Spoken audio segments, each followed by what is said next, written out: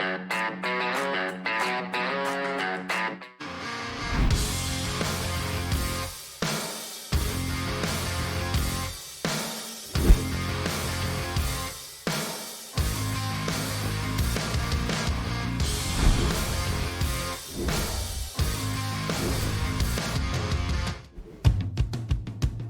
bien. Très très bien. La préfiguration, c'est réponse A, un courant précurseur de l'art figuratif. Réponse B, une figure de danse classique. Réponse C, une attitude pour faire bonne figure. Réponse D, une discipline pour activer un quartier avant chantier. Ouais, qu'est-ce que tu fous? J'y suis, monsieur. 3, 2, 1. Qu'est-ce que t'as mis? Activer un quartier. Ouais, danse classique, t'as mis aussi la danse classique. J'ai mis aussi la danse classique, je trouvais qu'elle était J'ai sympa. hésité, mais la préfiguration, c'est une manière d'incarner l'âme d'un quartier avant même qu'on commence à le bâtir. C'est une manière de mettre les usages avant la construction et avant la conception du quartier. Et puis de faire venir des gens aussi sur le site et de démontrer surtout qu'il se passe des choses dessus. Alors la danse classique, j'ai un peu plus de mal, mais... J'aimais bien l'image de la danse classique parce que activer un quartier, c'est aussi pour nous faire preuve d'une infinie liberté dans la façon dont on va l'activer. Ce que vous avez ici, c'est un site d'activité et d'artisans qui va donner du tempérament et de la personnalité au quartier, mais on aurait pu aussi bien le faire avec de l'agriculture, de l'art, enfin tout un tas d'idées, et pourquoi pas de la danse classique. J'aimais bien le côté un peu incongru et très libre de cette proposition. Avec la préfiguration, vous nous promettez quoi en fait? 1, 2, 3. Du caractère. Alors moi j'ai fait un truc un peu plus ambivalent. Le caractère, c'est vraiment le cœur même pour moi de la préfiguration.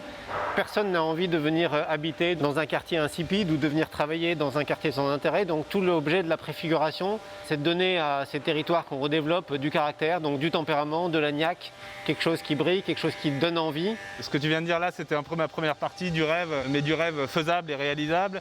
Et puis pour le faisable et les réalisables, c'était la partie du sang et des larmes, parce que c'est aussi un engagement qu'on n'a pas forcément l'habitude de porter de manière systématique dans nos projets. Et c'est aussi un engagement fort des équipes qui travaillent sur ces projets-là et qui demandent pas mal d'investissement, même si c'est quand même beaucoup de rigolade aussi. C'est ça qui est amusant finalement avec la préfiguration, c'est qu'on se risque ou on s'aventure dans des tas de métiers qui ne sont pas les nôtres. Pour ça, on rassemble autour de nous tout un écosystème de partenaires locaux, des agriculteurs, des artistes, des artisans, des associations. Et c'est précisément ça qui fait la saveur du métier, c'est de travailler sur ces métiers très différents et avec des partenaires très différents selon les territoires. Ce rêve, c'est aussi une manière d'apporter de la valeur au quartier par les usages qu'on y implante et qu'on y implante assez tôt. C'est ce que tu disais, Benoît. On va donner du caractère à un projet et c'est ce qui va faire que les riverains du quartier vont se l'approprier. Un investisseur, il va avoir envie d'acheter ici parce que le quartier a du caractère.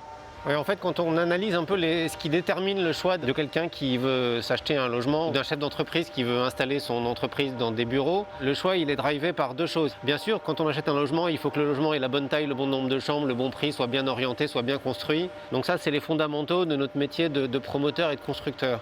Mais en réalité, le choix, avant ça, il est conduit par l'envie qu'on a de venir habiter dans ce quartier-là. C'est ce sujet-là qu'on cherche à travailler. C'est comment est-ce qu'on fait pour que ce quartier-là, ce territoire un peu vierge sur lequel on travaille, que les gens aient envie de venir réinvestir et dans lesquels ils ont envie de venir habiter. Et donc c'est avec des actions comme la préfiguration qu'on fabrique petit à petit ce désir, qui est le critère principal de tout acheteur, que ce soit pour un logement ou pour des bureaux quand on est chef d'entreprise.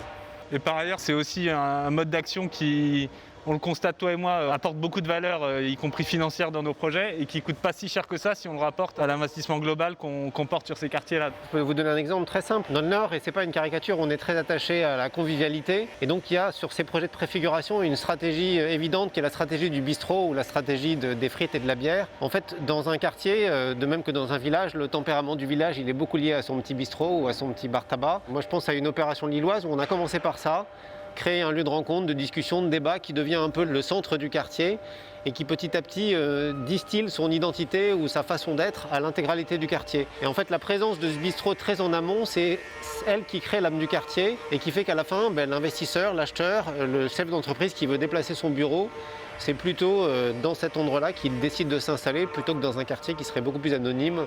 À Lille, c'est les frites et la bière. À Marseille, c'est plutôt la bricole. Donc moi, j'ai deux exemples marrants. Le premier, c'est un restaurant solaire qu'on a implanté juste dans la cour là, de ce Makerspace, qui était un restaurant qui a été fabriqué ici dans un conteneur dans lequel on a installé des paraboles qui sont venues concentrer les rayons du soleil pour ensuite cuire des aliments grâce à cette énergie solaire, et qui a attiré beaucoup de monde ici sur le site et qui a fait parler du savoir-faire marseillais en la matière. Le deuxième exemple, c'est un des artisans qui est ici, qui a décidé de convertir des véhicules utilitaires thermiques en vannes électriques et de se lancer dans un tour du monde en autonomie totale avec des panneaux photovoltaïques sur une remorque. Et le but, c'est d'avoir un projet comme le Solar Impulse. En fait, ils sont intéressants ces exemples, et ce qu'ils montrent, c'est que ce qu'on aime et ce qu'on cherche dans la ville, c'est une ville qui est pleine de petites histoires. Précisément, la préfiguration, c'est fabriquer une espèce de densité sociale, faire venir sur un site toute une série de petites histoires qui s'imbriquent, qui s'en mêlent et qui rendent la ville désirable et qui font qu'ensuite on a envie de venir rejoindre cette espèce d'aventure humaine qui a commencé à s'organiser sur ce site. Et la préfiguration et toutes les histoires qu'on raconte là, c'est aussi une manière de donner un peu d'aspérité à la ville.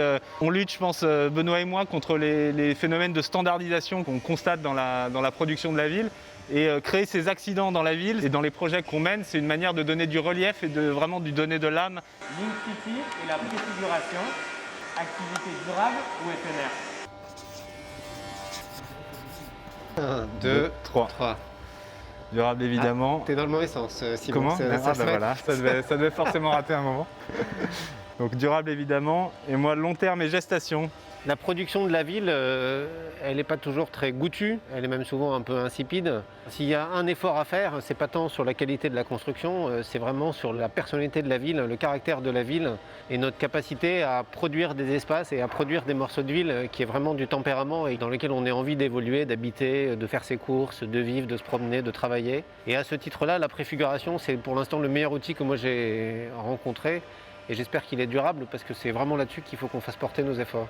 100% d'accord évidemment. Et puis vous avez dit tout à l'heure éphémère. On ne fait jamais d'urbanisme éphémère, on fait toujours de l'urbanisme transitoire. Et les activités qu'on implante et ce goût qu'on veut donner au quartier, il est très important pour nous qu'il reste sur le long terme dans les quartiers. Et on a toujours des points de chute identifiés à terme si les gens sont amenés à bouger dans le quartier dès qu'on mobilise ces acteurs partenaires.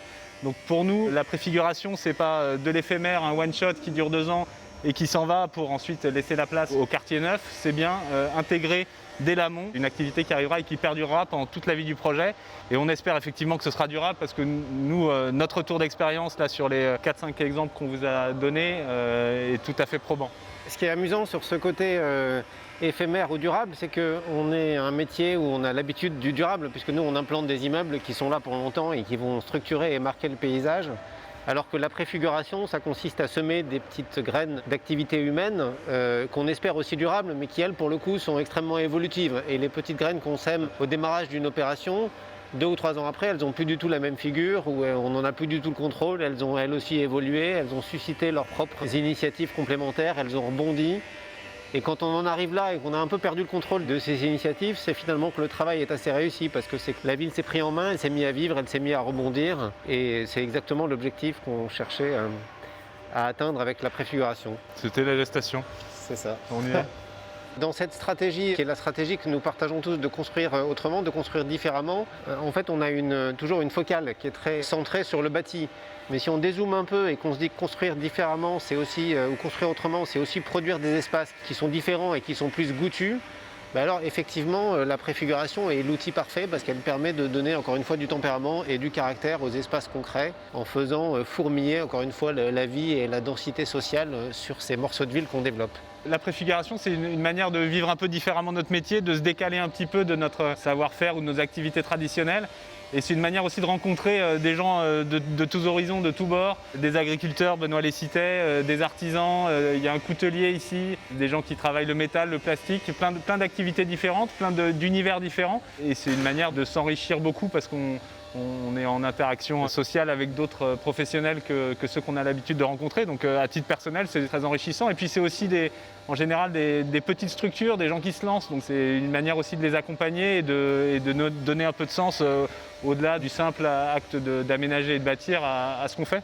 Moi, j'aime bien la réponse de Simon et j'ajouterais peut-être que c'est aussi, au-delà du fait que ça permet de satisfaire une curiosité, de partir dans plein de directions différentes, c'est aussi une façon de panacher des envies perso à des projets professionnels. Donc l'envie de voir se développer à proximité des villes, par exemple, une agriculture plus respectueuse, ça peut rentrer dans le cadre d'un projet d'aménagement. L'envie de retrouver dans nos projets immobiliers un artisanat de qualité pour les aménagements qu'on propose à l'intérieur de nos logements, c'est ce qu'on fait ici. Ça aussi, ça peut être une envie personnelle assez forte.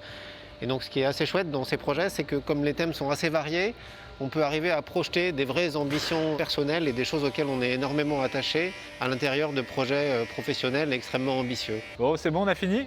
Eh bien on y va, merci. Au revoir, merci.